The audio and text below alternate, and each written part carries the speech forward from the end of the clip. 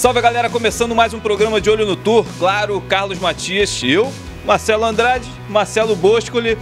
E com um pouco de atraso a gente vai falar sobre a etapa de Saquarema, mas assunto é o que não falta.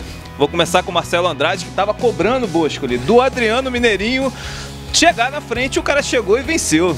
Eu estava cobrando e fiquei muito feliz, porque o que acontece? Depois do título dele, depois do Pipeline Master que ele ganhou, o melhor resultado dele tinha sido no Rio, um terceiro, numa bateria que ele perdeu de combination pro John John. E foi um ano que eu achei que pro Mineirinho foi bem abaixo do que tinha sido como campeão.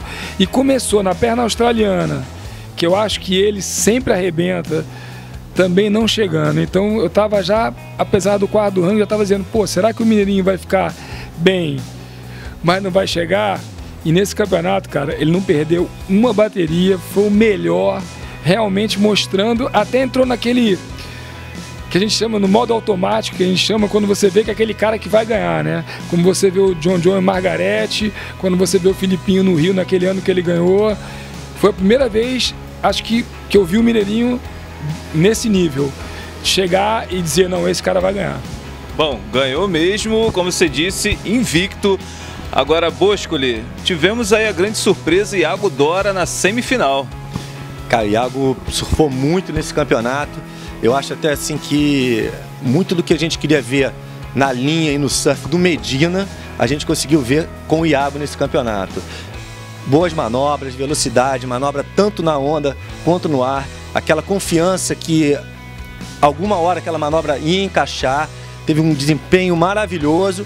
E agora está até com possibilidade de participar da próxima etapa em Fiji. Eu escutei o próprio Renato Ricker falando que tem boas chances dele conseguir um convite para a próxima etapa. Bom, já que o Filipinho está fora, a gente já vai falar da situação dele. Agora, Marcelo, quem te decepcionou do Brasil? O Miguel Pulpo, a bateria dele eu vi com atenção, vi ele surfando bem, mas depois pelas notas ele ficou atrás, assim, até mais atrás mesmo. O que está acontecendo com ele? Quem de repente chamou a atenção para baixo do Brasil? Cara, assim, é difícil dizer quem surfou mal, porque, na minha opinião, o mar da repescagem foi o grande erro do campeonato. Foi o dia errado que eles botaram a competição, o mar balançado, os atletas tendo uma dificuldade muito grande, Michel Borei surfou mal, Colo Randino surfou mal, ficou uma coisa assim, triste de ver. Não era espetáculo de surf, eu até fiquei muito frustrado. Então, os brasileiros que perderam no round 2, que seriam esses que eu teria que dizer que não foram tão bem, o próprio Miguel, pegaram esse mar. Então, quer dizer, é difícil você analisar com calma, tendo aquela condição em que eles entraram na água. Eu acho que o Miguel está precisando realmente dar um sprint agora, porque ele está muito atrasado, vai ficar de novo independência de QS. Acho que o Jadson também, mas o Jadson está mostrando uma evolução. Nesse campeonato ele for melhor. E vejo que todos os brasileiros nessa competição, acho que o Miguel realmente ficou um pouco assim, passivo, mas todos os brasileiros surfaram bem, cara. Eu gostei do surf dos brasileiros em Saquarema, achei que o fato deles terem corrido muitos anos lá ajudou. Bom, não perguntei pra vocês, mas vou falar, claro, do Igor, né, que perdeu no round 5, assim, acabou dando um vacilo ali na prioridade, o Joe Paxson botou ele na pressão, ele foi numa onda ruim, o Parco achou o segundo tubo excelente do campeonato e o segundo dele, né, ele foi primeiro pra direita quando venceu o Johan Duru e pegou esse tubo pra esquerda. Agora, Boscoli, a gente entrando no assunto delicado que é o julgamento, teve a questão do Filipinho, na hora da situação toda da bateria dele com o Canoa, eu achei que foi interferência, eu achei que o Canoa tinha prioridade, ele subiu antes, mas eu também fiquei na dúvida porque na verdade ele não sei o quanto ele atrapalhou a onda do Canoa, o Filipinho atrapalhou o Canoa. Na verdade, a WSL considerou a mesma coisa que eu vi ali naquela imagem. Eles levantaram praticamente ao mesmo tempo, a onda era para os dois lados e nesse tipo de situação prevalece a prioridade para quem usa a primeira borda, para quem faz a primeira troca de direção. E quem fez a primeira troca de direção foi o Canoa para a esquerda. Nesse momento houve a colisão com o Felipe Toledo.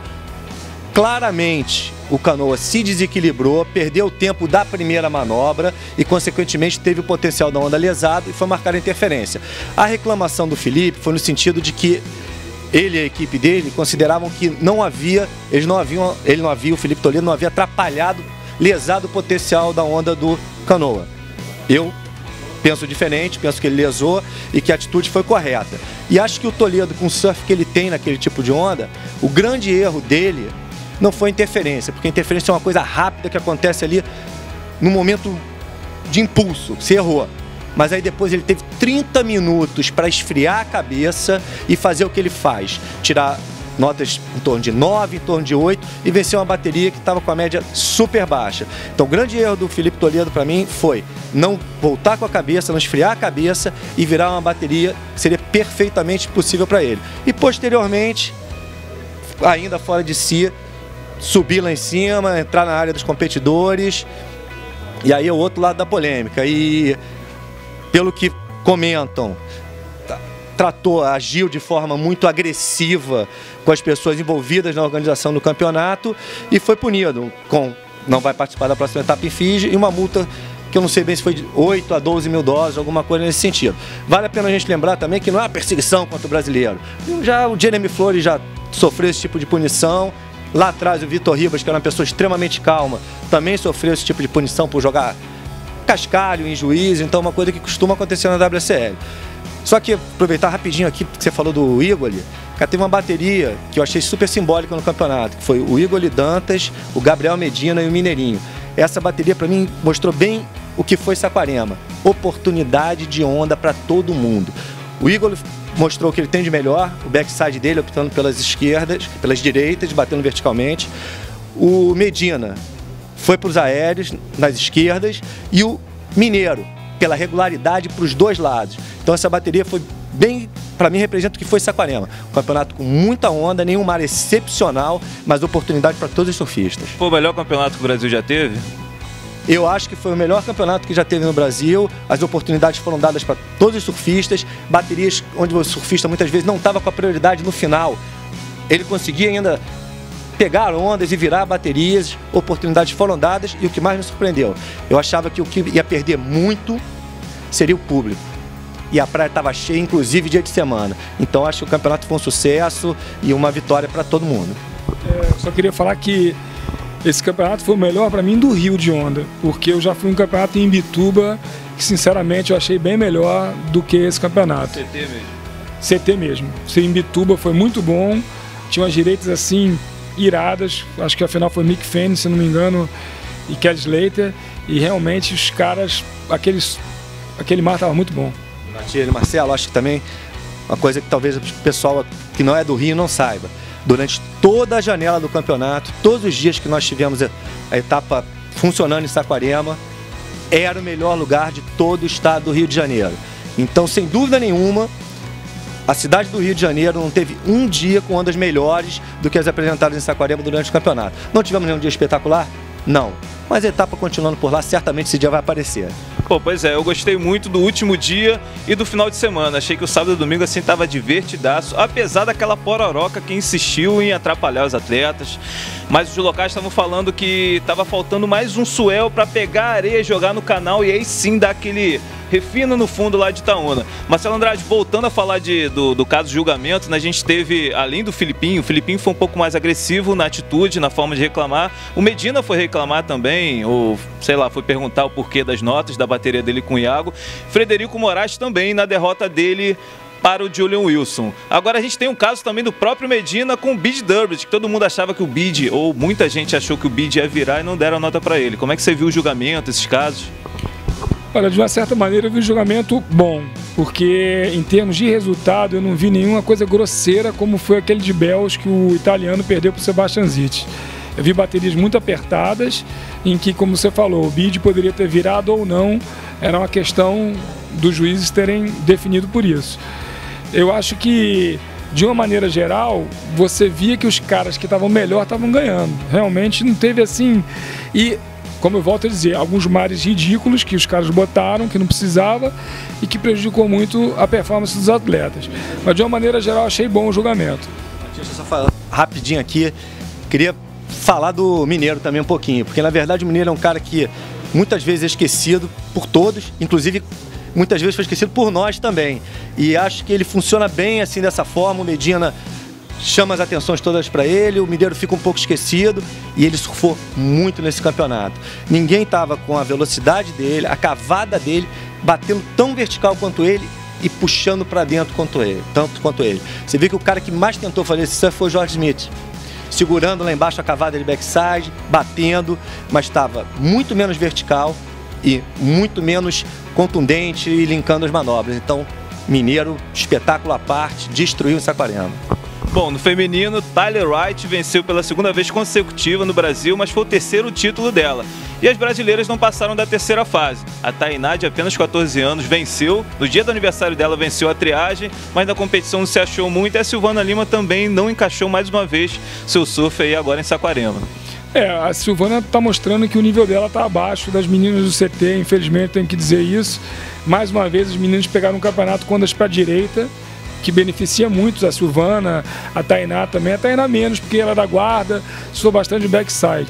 Mas o nível das meninas está cada vez maior e o das meninas do Brasil está cada vez menor. Falta de treino, falta de campeonato, precisa voltar às categorias de base a fazer um trabalho forte, intensivo. Talvez o Instituto Medina ajude nisso, talvez os campeonatos do Sul que continuam tendo, mas o surf brasileiro feminino precisa de uma reciclagem. Está muito abaixo do surf feminino mundial. Bom, você aposta na Tainá como uma futura atleta para representar o Brasil no CT? Eu aposto, mas tem que investir nela em viagem, tem que investir nela em competição. Tem uma série de investimentos que agora, que ela ainda é muito nova, tem que ser feito. Tem que pegar como fez com os meninos, aquela garotada que estava ali antes do Mineirinho, o próprio Mineirinho, colocou para viajar, botou um dinheiro forte para aprendesse a surfar em ondas boas. A Tainá precisa disso, precisa de investimento. Marcelo, acho bacana também a gente falar que o surf feminino aí tem uma luz no final do túnel agora. A nova geração vai ter 2 campeonatos pelo menos por ano. O Medina e o Igor Dantas já garantiram que vão fazer 2 campeonatos QS no Brasil, e isso com certeza vai fortalecer muito a nova geração. É super bacana a atitude deles, mas é um pouquinho também como é a vida de todo mundo, né? Na verdade, eles têm 2 exemplos dentro de casa. O Igor tem uma irmã que lutou bastante, foi bicampeã brasileira e lutou muito para conquistar um espaço no circuito mundial. E o Medina tem uma irmã que está lutando aí para, quem sabe, no futuro ter um espaço no circuito mundial. Então eles estão tendo essa atitude maravilhosa em prol do surf brasileiro e também pelo que eles veem dentro de casa e necessidade que eles observam e estão colocando. Parabéns para os 2. Bom, show de bola, valeu Marcelo Andrade, valeu Marcelo Boscoli, mais um papo aqui super divertido, eu aprendo muito com vocês, obrigado. Próxima etapa em Fiji, a gente volta um pouco antes para falar dessa etapa que sempre um show de surf aí, o Wright já foi 20, enfim, Medina bicampeão. Valeu Boscoli, valeu Andrade, valeu galera, até a próxima, um abraço.